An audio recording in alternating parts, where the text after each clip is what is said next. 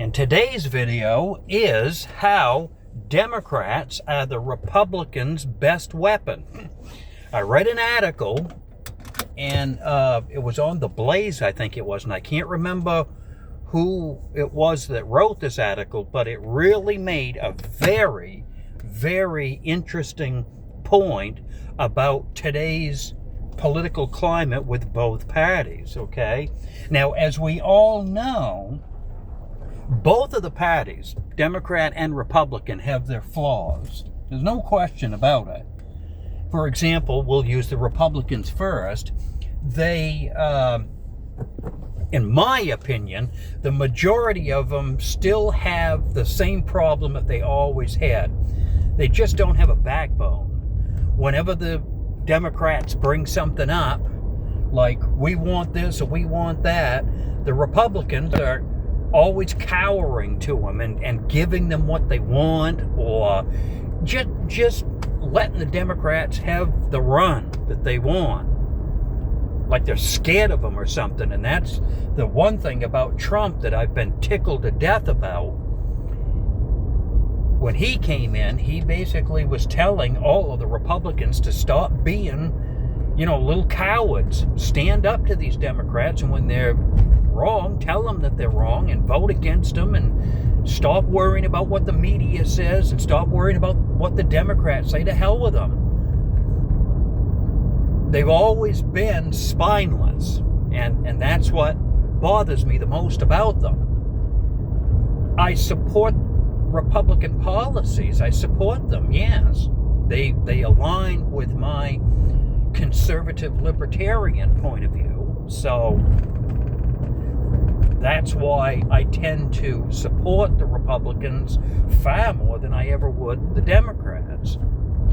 Now, let's shift it over to the Democrats, and let's look at their track record. Now, right now, I don't know about you guys out there, both Democrat and Republican, if you're watching this, it doesn't matter.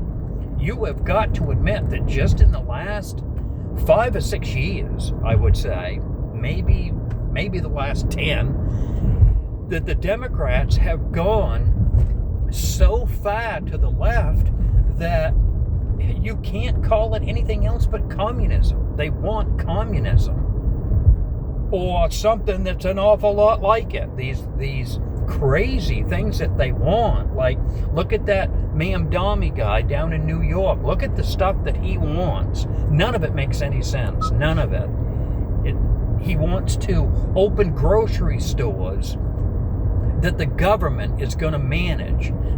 Government can't manage Social Security, or they can't manage anything without putting it into the red. And yet this guy thinks, oh yeah, let's take grocery stores and put it in control of the United States government, or probably with his point of view, it's the New York state government. And look at the shape New York's in. That's all New York grocery shoppers need, is to have their grocery stores being run by the New York state government. Oh yeah, but it's this kind of stuff that they're putting forward that doesn't make any sense at all, but that's what they want. Okay, now let's set that aside. Now let's look at this supporting the transgender movement and supporting these full-grown men wearing dresses, putting on drag shows, and going into elementary schools and putting on these drag shows for little children. Need I say any more about that? That is just so wrong, and it's just so dead wrong. Then you've got the little boys who want to be little girls, and then they want to play on girls' sports. And that whole issue. I mean, I can go on for the next hour of these crazy, crazy, crazy policies that the current Communist Democrat Party has now. And all of us can agree, what the hell are they thinking? Yes, they've got some of their Democrats supporting, but the majority of good Democrats have jumped ship. They haven't stopped being Democrats. They just don't want to be associated with this Democrat Party. And this was the whole point of this gentleman's article that I read this morning, right? Now, of the two parties, okay, we all can agree that the Republicans have flaws. Their party has flaws. There's no question about it. They got flaws. The Democrats not only have flaws, but they have worse flaws. So, when elections come, what happens? People are going to be sitting there and saying, well, okay, we have two parties that have flaws, so which party should I choose? Well, common sense will say, well, if you have two parties that have flaws, which one has more flaws than the other party? And it's quite obvious. The Democrat Party has way more flaws, obviously so, because they've got so many people leaving the Democrat Party.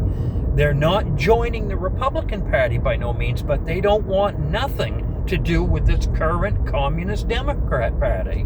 And this was the point that the guy made in his article, that actually the Democrats is the Republicans' best asset. They have gotten so bad that the Republicans, even with their flaws, can still be accepted by the majority of the American voters. Because really, if you stop and think about it, from Maine to California, how many people do you think support grown men going into elementary school and putting on drag shows for little children? Think about it. How many Americans support little boys who think they're little girls playing in girls' sports? Not very many. There are some that do. Yes, there are some people that are A-okay with this and they think it is so good and pure and wonderful. I don't, but they do. And this is why not only do I agree with a lot of policies that the Republicans stand for, but it's that stuff that the Democrats do that make me realize I'm supporting the right party, because I cannot support anyone who is okay with transgenders and transgenders going into schools, putting on shows for little kids, and anything that has to do with that kind of thinking. I'm sorry, that is not right. If a full-grown human being wants to transgender and live their lifestyle that way, that is their choice. I'm not saying that. We've got plenty of room in this country for people who want to be whatever they want. I'm not saying that they don't have the right to be a transgender, or they don't have a right to be whatever they want to be. Be whatever you want to be.